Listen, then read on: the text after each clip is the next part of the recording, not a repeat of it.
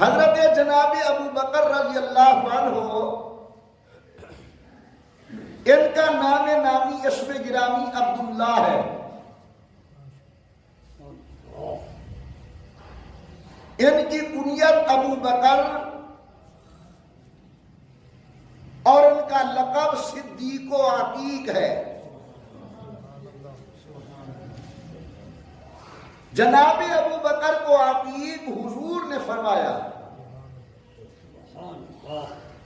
یعنی یہ کسی عام آدمی کا دیا ہوا لقب نہیں۔ میرے آقا نے دیکھا، فرمایا انت عتیق اللہ من النار، اے ابو بکر اللہ نے تجھے یہ مقام نصیب کیا ہے کہ تو جہنم سے آزاد ہے، جہنم کی آگ سے، یعنی اللہ نے تیرے ساتھ مغفرت کا وعدہ فرمایا ہے۔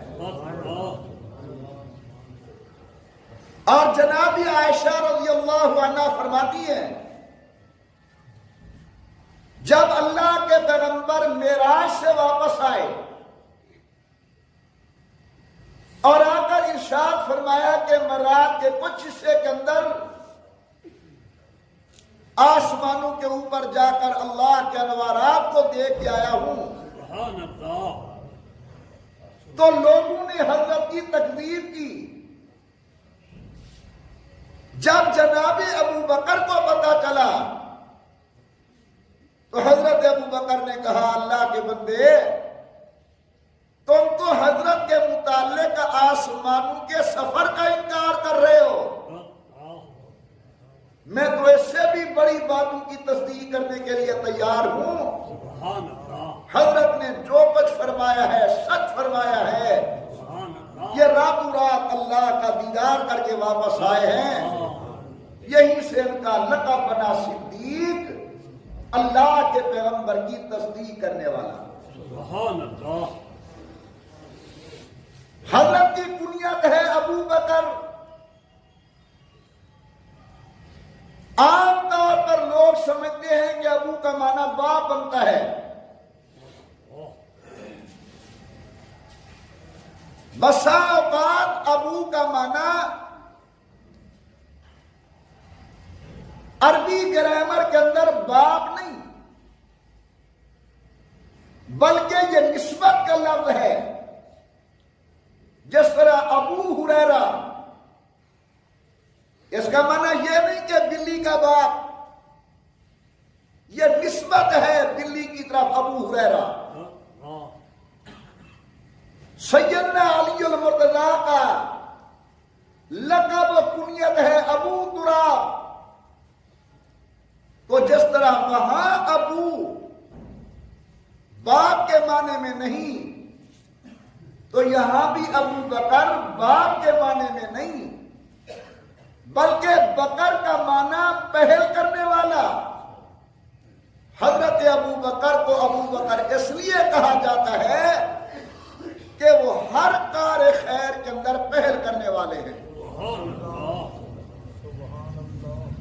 حضور نے اعلان نبوت کیا، اب آپ نے زبان چلانی ہے اور جواب دینا ہے کہ سب سے پہلے مردوں میں سے کس نے کلمہ پڑھا؟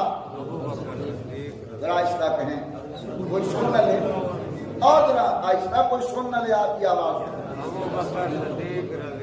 حضرت نے اعلان نبوت فرمایا تو سب سے پہلے مردوں میں سے کس نے حضرت کی تصدیق کی؟ صدیق اکبر نے۔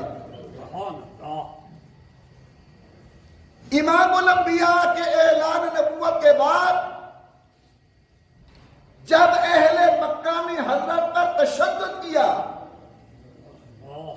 تو کس نے سب سے پہلے حضرت کا دفاع کر کے یہ کہا، کیا تقتلون رجلا ان یقول ربی اللہ، کہ اس کے ساتھ لڑتے ہو جو سب دروازے چھڑوا کے ایک کا دروازہ دکھاتا ہے؟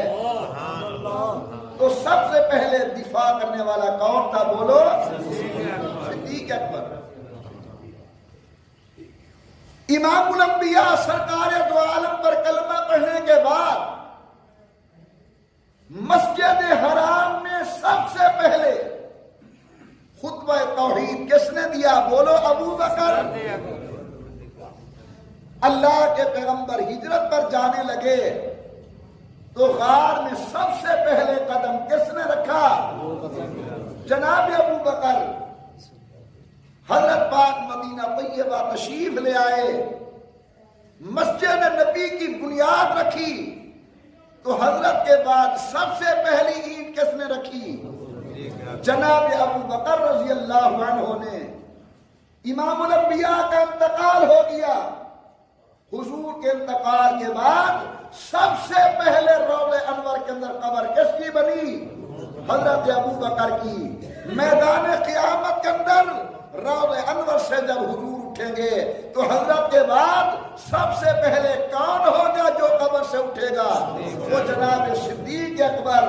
اور انشاءاللہ کل میدان قیامت کے اندر جسے سب سے پہلے بغیر حساب کے جنتی ہونے کی بشارت دی جائے گی، اس کا نام بھی ابو بکر صدیق رضی اللہ تعالیٰ عنہ ہے۔ اس لیے ان کی بنیاد ہے ابو بکر کہ ہر کار خیر میں ابتدا کرنے والے، پہل کرنے والے۔